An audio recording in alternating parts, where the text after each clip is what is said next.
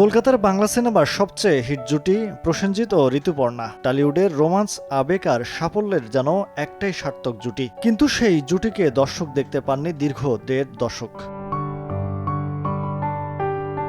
১৪ বছর পর প্রাক্তনের মাধ্যমে তাদের পুনর্মিলন ছিল অন্যরকম ঘটনা। অসম্ভবকে সম্ভব করেছিলেন পরিচালক জুটি শিবপ্রসাদ মুখোপাধ্যায় ও নন্দিতা রায়। আর এবার কি তারা আবারও সেই মিরাকেল ফিরিয়ে আনতে চলেছেন? ইঙ্গিত দিয়েছেন খোদ প্রসেনজিৎ চট্টোপাধ্যায় নিজেই। শুধু তাই নয়, প্রাক্তন স্ত্রী দেবশ্রী রায়ের সঙ্গেও কাজ করবেন তিনি।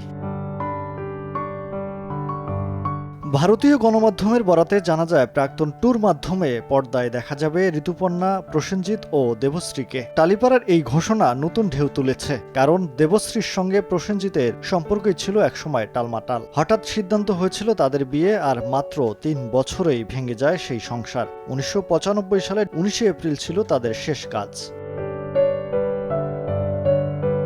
বিচ্ছেদের ৩০ বছর পর আবারও দেখা যাবে পর্দায় প্রসেনজিৎ ও দেবশ্রীকে, এমনই খবর প্রকাশ করে ভারতীয় গণমাধ্যম। বিষয়টি নিজেই জানিয়ে প্রসেনজিৎ বলেন, বিচ্ছেদ হলেও এখন আমরা বন্ধু, আর আমি ওর সঙ্গে কাজ করতে পুরোপুরি প্রস্তুত। শিবু নন্দিতা প্রাক্তন 2 করতে চান, আমাকে, দেবশ্রীকে আর ঋতুকে নিয়ে।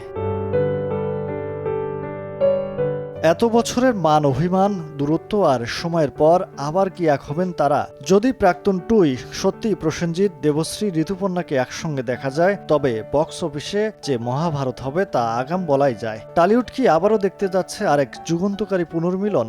অপেক্ষা শুধু আনুষ্ঠানিক ঘোষণার। মহিব আল হাসান, সময় সংবাদ, ঢাকা।